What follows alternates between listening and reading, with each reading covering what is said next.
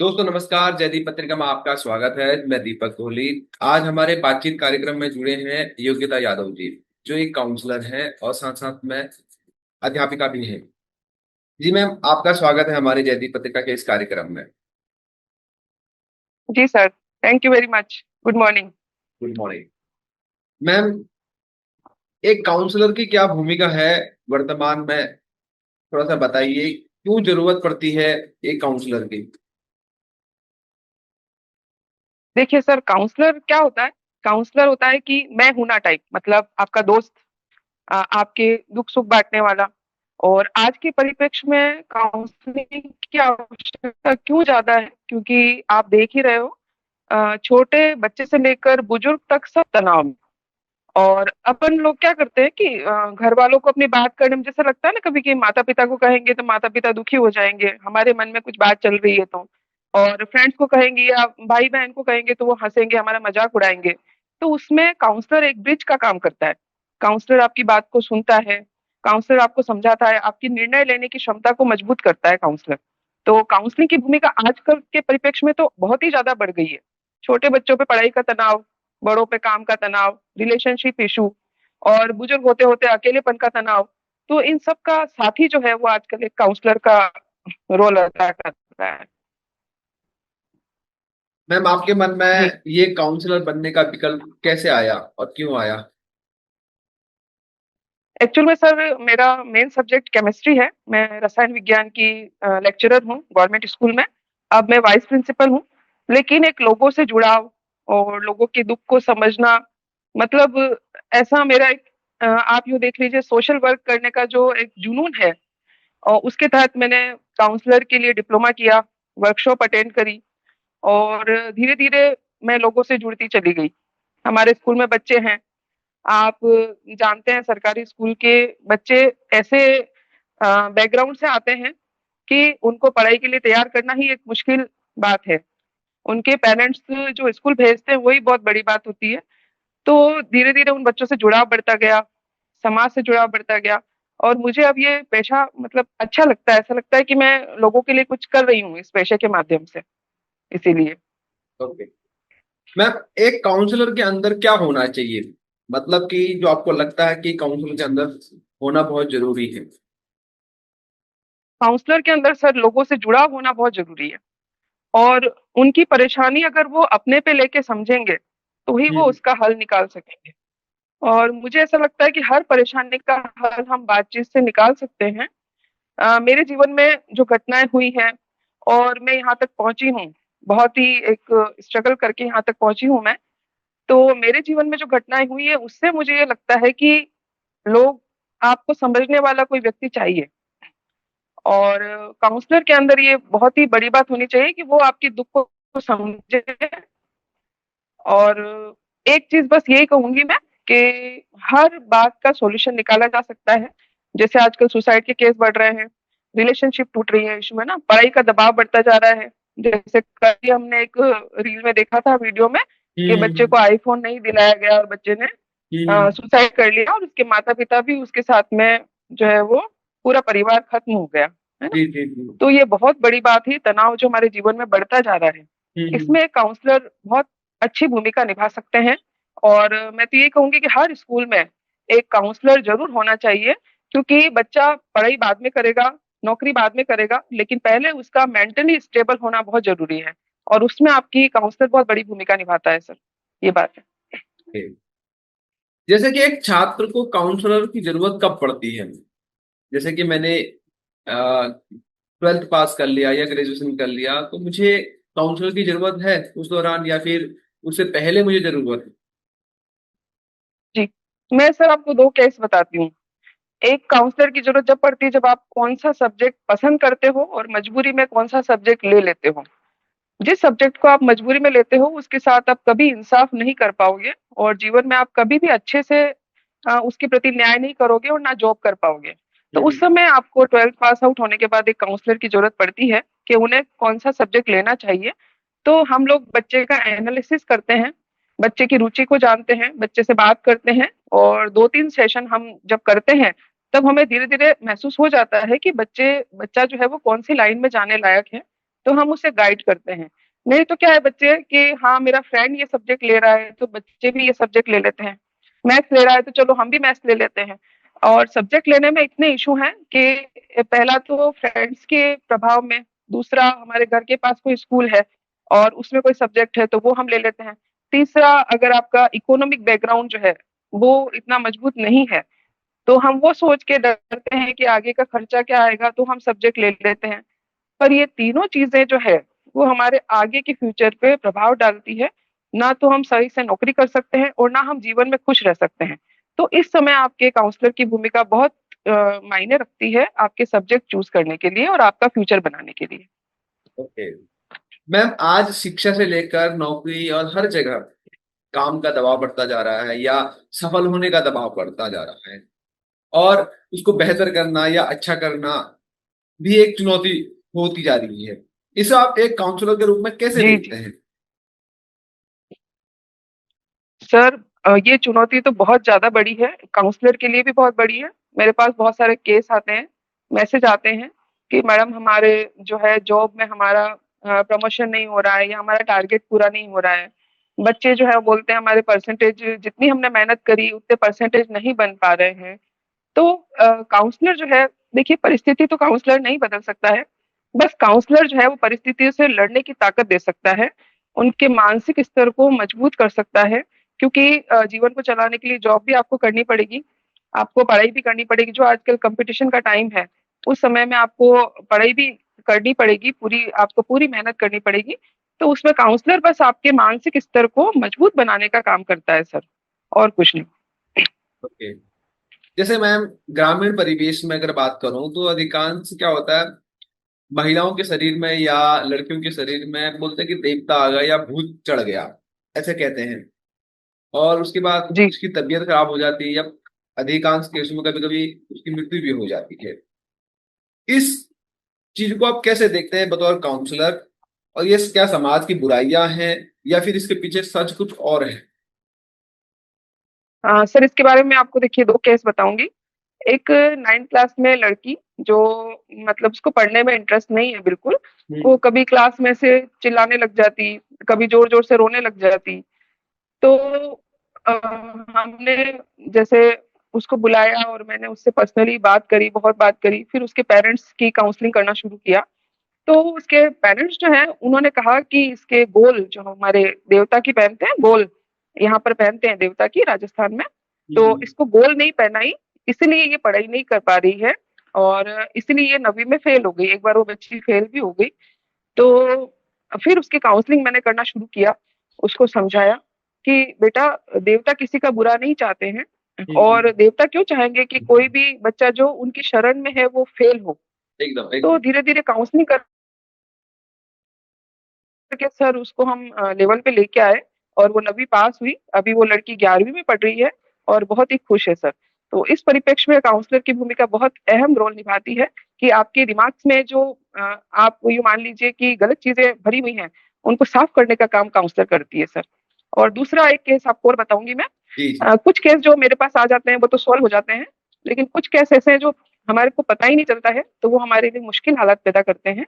एक लड़की सर 10वीं क्लास की, उसकी शुगर 650 कुछ हो गई अचानक से, वो बीमार हो गई और माता पिता को लगा कि इसके ऊपर किसी ने जादू टोना कर दिया है।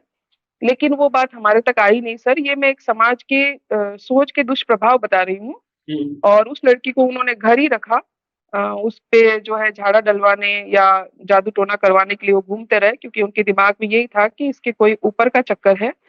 लेकिन वो बच्ची नहीं बची सर, वो बच्ची जो है वो 10th क्लास में सर चल बसी। और जब हमें पता चला तो इस चीज का मुझे बहुत ही दुख हुआ, क्योंकि ये चीज हमारे तक आई नहीं सर, क्योंकि स्कूल आना ही बंद कर दिया बच्ची ने और बाद में पता चला सर। तो इस वीडियो के माध्यम से मैं सब पेरेंट्स से यही कहूंगी कि अगर अपने घर में ऐसी कोई कंडीशन है, जब व्यक्ति परेशान होता है तो वो सब तरफ दौड़ता है, देवी देवताओं के, तंत्र मंत्र में, डॉक्टर के। पर मैं सबसे निवेदन करूंगी कि आप दोनों तरह के इलाज करवाएं, डॉक्टर का इलाज भी करवाएं और जो देवता आप मानते हैं, जिसमें आपकी आस्था है, वो भी आप इलाज कराएं, उसमें कोई नुकसान नहीं है। लेकिन डॉक्टर का इलाज जरूर कराएं, क्योंकि भगवान भी उन्हीं का साथ देता है जो खुद अपना साथ देते हैं। सही बात, एकदम सही कहा आपने कि इलाज को पहली प्राथमिकता देनी चाहिए। मैम, समाज में विभिन्न प्रकार की बुराइयां हैं, जी जिसमें यौन शोषण, घरेलू हिंसा इत्यादि प्रमुख रूप से दिखाई देती है। इन्हें रोकने के लिए काउंसलिंग या एक काउंसलर की क्या भूमिका हो सकती है, और कितना मददगार एक काउंसलर हो सकता है? सर, बहुत मददगार हो सकता है। हमने बहुत सारे केस ऐसे देखे हैं हम्म। जिसमें डिवोर्स तक नौबत आ जाती है हम्म। और काउंसलिंग चलती है और उनका रिलेशनशिप वापस अच्छा हो जाता है। हम्म। क्योंकि इसमें सबसे बड़ी वजह जो होती है वो हमारा ईगो होता है। हम्म। हम ईगो के चलते अपनी परेशानियां आपस में शेयर ही नहीं करते। हम्म। आपस में हम बात ही नहीं करते हैं। हमको लगता है कि मैं पहले बात करूंगी तो ऐसा लगेगा कि मैं मुझे ही ये रिश्ता चाहिए।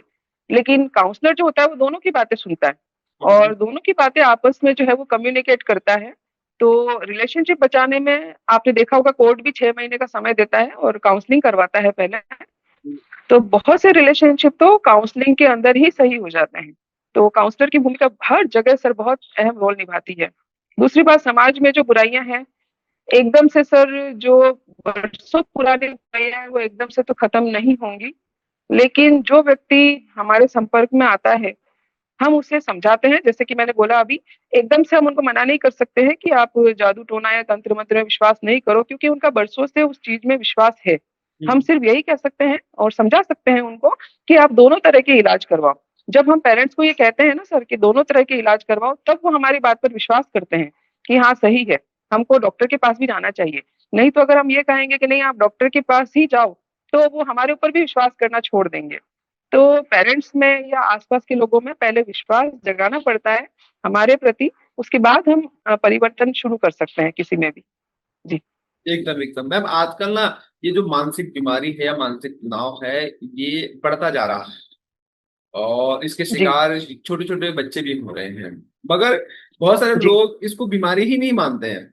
इस शुरुआत में जब मैं जी, मुझे सबसे भी बड़ी पता प्रॉब्लम। नहीं था, तो मैं भी ये नहीं सोचता था कि यार ये बीमारी कैसे हो सकती है, मतलब मानसिक तनाव या ये बीमारी कैसे है। बाद में मुझे पता चला जब मैंने इसके बारे में स्टडी की और केसेस देखे हॉस्पिटल में जाके, तो तब तो मुझे पता चला कि नहीं यार, ये एक बीमारी है, बहुत बड़ी बीमारी है, और ये समस्या सामने वालों को दिखाई नहीं देती है, ये खुद को पता होती है कि क्या उसके मन में चल रहा है। जी जी तो बिल्कुल। इसका तो उपाय क्या है? जी इसका उपाय क्या है कि बतौर समाज हम इस बीमारी को नियंत्रित करें, क्योंकि ये तो दिखती नहीं है, ये चोट नहीं है कि हाँ इससे दिख गया आपको कि यार चोट लगी है तो इसमें पट्टी करो कर लो, ये तो मन में चल रहा है। अब मन को नियंत्रित जी करने जी के लिए क्या जरूरी है आम लोगों के जीवन में, बल्कि आम लोगों के जीवन में भी तनाव होगा। वो शायद उसको समझ नहीं पाए हैं ये बीमारी है, या वो सोचते हैं कि यार ये तो चलता है, ऐसा है। और दूसरा, आजकल डिजिटल ये जो दुनिया बढ़ गई है, इसके कारण भी तनाव बढ़ता जा रहा है, क्योंकि लोग एक दूसरे को देखते हैं कि यार एक व्यक्ति तो घूम रहा है और मैं यहाँ मजदूरी कर रहा हूँ। ये भी एक तनाव है कि यार मैं मजदूरी क्यों करूँ। थोड़ा सा इस पे जी प्रकाश डालिए बिल्कुल मैम। सही है सर। देखिए सर, ये जो परिप्रेक्ष्य है, जो देखने की होड़ मची है, जो मीडिया इतना प्रभावी हो गया है आजकल, आधा तो तनाव का कारण सर यही है।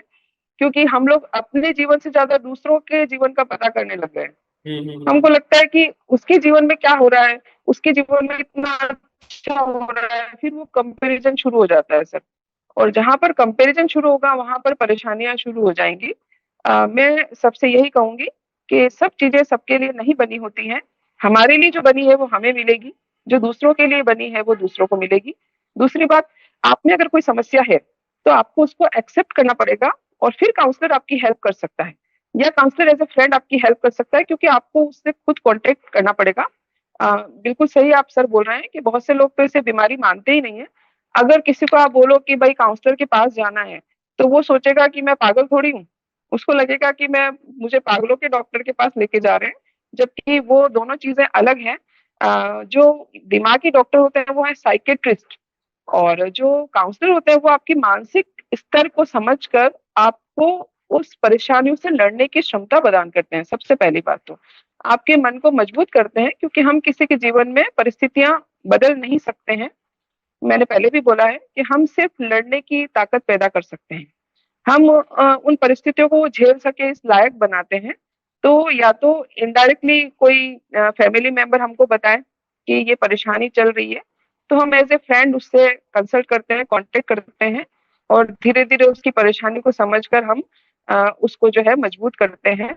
और या डायरेक्टली कोई व्यक्ति आए, जैसे मेरे पास डायरेक्टली मैसेज आते हैं बहुत से कि मैडम मुझे ये परेशानी है, मैं कहीं जाता हूँ तो मैं बोल नहीं पाता हूँ ढंग से, मैं घबरा जाता हूँ, या है ना, मतलब मैं अंदर मेरी हार्ट बीट बहुत तेज बढ़ जाती है। तो अगर कोई व्यक्ति खुद चल के आ रहा है तो उसको तो हम और बहुत अच्छे से काउंसलिंग करते हैं और उसको एक अच्छे, उसके मानसिक स्तर को एक अच्छे लेवल तक लाते हैं। लेकिन कोई व्यक्ति अगर एक्सेप्ट ही नहीं करे तो फिर उसमें परिवार वालों की और फ्रेंड्स की भूमिका बहुत अहम हो जाती है कि वो हमको कैसे ना कैसे उस व्यक्ति से कांटेक्ट कराएं और तब हम उस समस्या का निदान कर सकते हैं सर। जी। एकदम एकदम सही कहा मैम आपने। एक व्यक्तिगत या मानसिक करियर परिवार की समस्याएं विभिन्न प्रकार की जो भी समस्याएं होती हैं, वो एक काउंसलर को अगर आप बताते हैं तो वो आपको एक सही राय दे सकता है, एक सही मार्ग दे सकता है। और अगर मैं शॉर्ट में बोलूं या हिंदी में बोलूं, काउंसलर काउंसलर क्या होता है? काउंसलर एक परामर्शदाता यानी एक सलाहकार हो सकता है, आपका दोस्त भी हो सकता है। एक बिल्कुल। काउंसलर आपका आपके पिता भी हो सकते हैं, आपके बच्चे भी हो सकते हैं। लेकिन बहुत सारे लोग सोचते हैं कि जो काउंसलर है वो अलग है, एक सामान्य व्यक्ति और एक काउंसलर में क्या अंतर होता है मैम, अगर आप बताना चाहें। सर मेरे है ना, मतलब मैं जिस माहौल में बड़ी हुई हूँ सर, मेरे माता पिता दोनों ही, हम दोनों बहनें हैं और उन्होंने हमको जीवन में इतना मोटिवेट किया हर छोटी चीज पे। तो मुझे कभी कभी लगता था कि ये तो कोई बड़ी बात नहीं है, फिर भी हम्म जैसे उनके मुंह से हमेशा ये निकलता था, मेरे पापा बोलते हैं वेरी हम्म गुड बेटा, बहुत अच्छा किया। तो हम्म मैं सोचती थी कि ये चीजें इतनी मायने रखती, मैं कहती पापा से अरे ये तो क्या पापा, ये तो बहुत छोटी बात है, इसमें क्या हम्म है मतलब। तो हम्म मतलब मैंने मम्मी पापा से सीखा कि वास्तव में एक छोटी छोटी मोटिवेशन का आपके जीवन पे कितना प्रभाव पड़ता है। आप अगर स्कूल में भी क्लास में किसी बच्चे ने आंसर दिया और आप उसको बोलोगे ना वेरी गुड बेटा, बहुत अच्छा आंसर दिया, तो वो दोबारा और खुशी से आंसर देगा। तो धीरे-धीरे मुझे इन चीज़ों के मायने पता चले कि ये मतलब आपकी एक छोटी-छोटी आप में फीडबैक जो है, आपकी वेरी गुड बोलना ही आगे वाले व्यक्ति को कितना प्रसन्न कर देता है अगला काम करने के लिए। लेकिन आज के तनाव के जीवन में आप देखेंगे कि जैसे प्राइवेट जॉब भी हुए, गवर्नमेंट जॉब भी हुए, अगर आप अपना 100% भी दे रहे हैं, तो वहाँ से आपका फीडबैक जो है वो इतना अच्छा नहीं आता है। ये सबसे मुख्य तनाव का कारण बन रहा है आजकल। कि आपको वहां से ये नहीं बोलेगा वेरी गुड आपने बहुत अच्छा काम किया, क्यों? क्योंकि आगे वाले को लगता है ये तो इनका काम है, ये तो इनको करना ही था। लेकिन मैं ये सोचती हूँ कि नहीं, काम है, लेकिन कोई व्यक्ति अगर दिल से कर रहा है, अपना 100% दे रहा है, तो उसको आपको मोटिवेट करना बहुत जरूरी है सर। अभी इसका एग्जाम्पल सर, मेरे स्कूल की एक बच्ची हम्म जो पढ़ने में इतनी अच्छी नहीं है और उसके लिए मैंने एक वीडियो बनाई सर। मुझे भी नहीं पता था कि उस वीडियो पे इतना उसको प्यार मिलेगा, इतना सपोर्ट मिलेगा। वो लड़की रुमाल पे कशीदा बनाती है और कशीदे से अलग अलग डिजाइन बनाती है सर। उसकी मैंने ऐसे ही नॉर्मली बोला कि बेटा आपने रुमाल लाना, मैं एक वीडियो आपके लिए बनाऊंगी। तो कि ठीक है मैडम। वो गरीब परिवार से सर, भील समुदाय से है और उसकी मैंने वीडियो बनाई सर। और वो वीडियो इतनी वायरल हुई, उसको इतना सपोर्ट मिला, तो दूसरे दिन एक ही दिन में वो वीडियो बहुत ही अच्छी चली। दूसरे दिन उसने मुझे पैर छुए और मेरे गले मिलके और उसने बोला कि मैडम आपने तो मुझे एक दिन में ही फेमस कर दिया। तो मैंने कहा बेटा ये तो तुम्हारी मेहनत थी, मैं तो सिर्फ एक माध्यम थी तुम्हारे लिए। और वो अब आगे बढ़ती जा रही है सर, आज उसका न्यूज़पेपर में भी आया है हमारे। तो बस हम यही चाहते हैं कि हमारी मदद से लोगों का जीवन सुधरे सर, और कुछ नहीं। ओके मैम, इसके अलावा एक अध्यापिका हैं आप। सरकारी स्कूल और प्राइवेट स्कूल की शिक्षा व्यवस्था को आप कैसे देखते हैं? क्योंकि अभी भी जो भारत में जो शिक्षा व्यवस्था है उसको लेकर एक आंदोलन भी चल रहा है। दूसरा, मुझे ऐसा लगता है जी कि भारत की जो शिक्षा व्यवस्था है वो बहुत ही लचर है, उस हिसाब की नहीं है जिस हिसाब से हम दावा करते हैं या हम दुनिया में विश्व गुरु बनने की बात करते हैं। सर, एक चीज मैं आपको इस बारे में जरूर से बताऊंगी पूरा। जी देखिए सर, प्राइवेट स्कूल और गवर्नमेंट स्कूल में बराबरी नहीं हो सकती है। इसका रीजन ये है सर कि हम ऐसे बच्चों से डील करते हैं सर कि उनके एडमिशन कराने के लिए हमको उनको 100 बार फोन करना पड़ता है सर। हम ऐसे बैकग्राउंड के बच्चों से डील करते हैं सर जिनके आप यूँ मान लीजिए 100 में से लगभग 40% के पिता कोई नशा करते होंगे या उनकी माँ कहीं छोड़ के उनको चली गई होंगी सर। और आप ये मान लीजिए 50% बच्चे तो सिर्फ खाना खाने हमारे स्कूल में आते हैं। तो गवर्नमेंट इतनी उनके लिए आप ना व्यवस्था कर रही है, बहुत ही बड़ी बात है उन बच्चों को सिर्फ आकर्षित करने के लिए कि हम्म। वो बच्चे स्कूल में आए और शिक्षा लें। हम्म। कि सिर्फ आप मैं गर्ल्स स्कूल में पढ़ाती हूँ सर, 8वीं हम्म। तक आते-आते हमको पता भी नहीं चलता है कि आधे से ज़्यादा लड़कियों की शादी हो चुकी होती है सर। ये स्थिति है। गवर्नमेंट स्कूल के बच्चे ऐसे आते हैं सर, तो गवर्नमेंट स्कूल में जो हम पढ़ा रहे हैं गवर्नमेंट उनके लिए बहुत कुछ कर रही है। मैं इस बारे में आपको सच में मिड डे मील मिलता है, खाना बहुत ही अच्छा आता है, आधे बच्चे टिफ़िन भी खाली लाते हैं सर, घर पे उनको खाना भी नहीं मिलता है, तो खाना भी स्कूल में आके खाते हैं। अलग-अलग तरह की छात्रवृत्तियाँ गवर्नमेंट देती है कि बच्चे कम से कम पढ़ें। फिर हम प्राइवेट स्कूल की बात करते हैं सर, प्राइवेट स्कूल में इससे उल्टा माहौल है सर। वहाँ पर इतनी फीस देकर अगर कोई बच्चा जा रहा है, तो आप देख लीजिए कि उसका परिवार कितना मजबूत होगा। वो बच्चे ट्यूशन भी पढ़ेंगे, वो बच्चे गेम्स में भी जाएँगे, है ना? वो बच्चे हर तरीके से मजबूत होंगे। और प्राइवेट स्कूल में अगर आपका बच्चा अच्छा नहीं कर रहा है, तो उनके पास अधिकार है सर कि वो आपके बच्चे को टीसी दे देंगे। क्यों? क्योंकि वो उनके स्कूल का नाम खराब नहीं करेंगे। लेकिन हमारे यहाँ हर तरह के बच्चे पढ़ते हैं सर। मंदबुद्धि बच्चे भी आते हैं, ऐसे बच्चे भी आते हैं जो लिखना भी जो अलग लेवल के बच्चे होते हैं, जिनको अपन कहते हैं मेंटली रिटार्ड, फिजिकली जो बच्चे होते हैं हैंडीकैप, वो बच्चे भी हमारे स्कूल में समानता से पढ़ते हैं सर। इसलिए दोनों स्कूलों का स्तर ही अलग-अलग है, बच्चों का स्तर अलग है सर, तो दोनों में कोई बराबरी नहीं है। दूसरी बात बस सबसे अच्छी बात ये कहूँगी, फिर भी गवर्नमेंट बच्चों में इतनी आप ये मान लीजिए कि बैकग्राउंड इतना मजबूत ना होने के बाद भी वो बच्चे प्राइवेट के बच्चों को 12th के बाद टक्कर देते हैं सर। मेरे स्कूल की पिछली बार लड़की जो ट्यूशन जाने में भी उसके ट्यूशन भी नहीं जा पाती थी वो, उसकी इकोनॉमिक कंडीशन इतनी अच्छी नहीं थी। साइंस मैथ्स की बच्ची सर 97% बनाए सर उसने पिछली बार के रिकॉर्ड में। और हर बार हमारे स्कूल का रिजल्ट अच्छा रहता है। टीचर्स बहुत मेहनत करते हैं, दोनों स्कूल की सर कोई बराबरी नहीं है। बच्चे अलग-अलग तरीके आते हैं दोनों स्कूल में। जी। ओके। मैम, इसके अलावा मैं एक चीज देखता हूँ, यूपी, बिहार, राजस्थान, मध्य प्रदेश, जो ये चार राज्य हैं, और इसके अलावा छत्तीसगढ़, इनमें थोड़ा सा मतलब पिछड़ापन ज्यादा दिखाई देता है मेरे को। आज भी यहाँ पर मतलब बाल विवाह हो जाता है।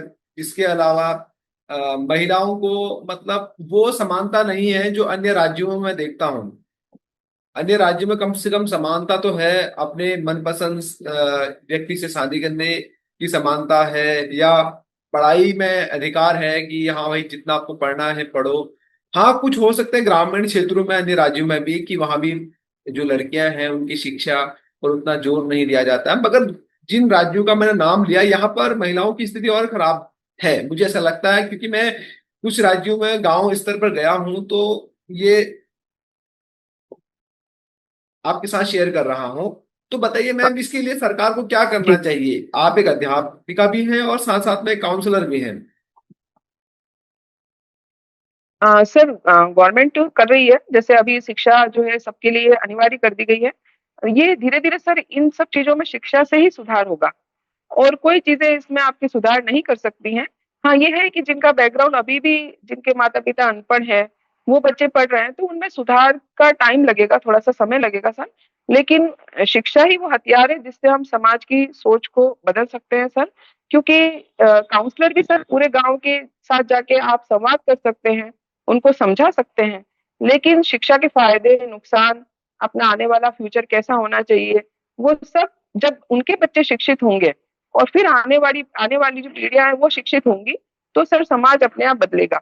और हमारे यहाँ सर जैसे मैं राजसमंद से हूँ, उदयपुर, राजसमंद जो हमारा जो बेल्ट है और आस-पास की जो भी बेल्ट है उसमें महिलाओं की स्थिति बहुत ही अच्छी है।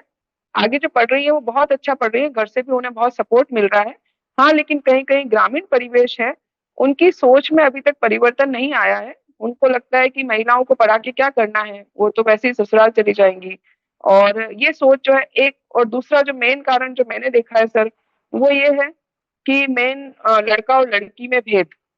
तो पेरेंट्स क्या करते हैं कि लड़का चाहिए और उसके लिए अगर उनके घर में 10 लड़कियाँ भी हैं, तो वो सोचते हैं कि दसों की एक साथ शादी कर देंगे ना, क्या फ़र्क पड़ता है।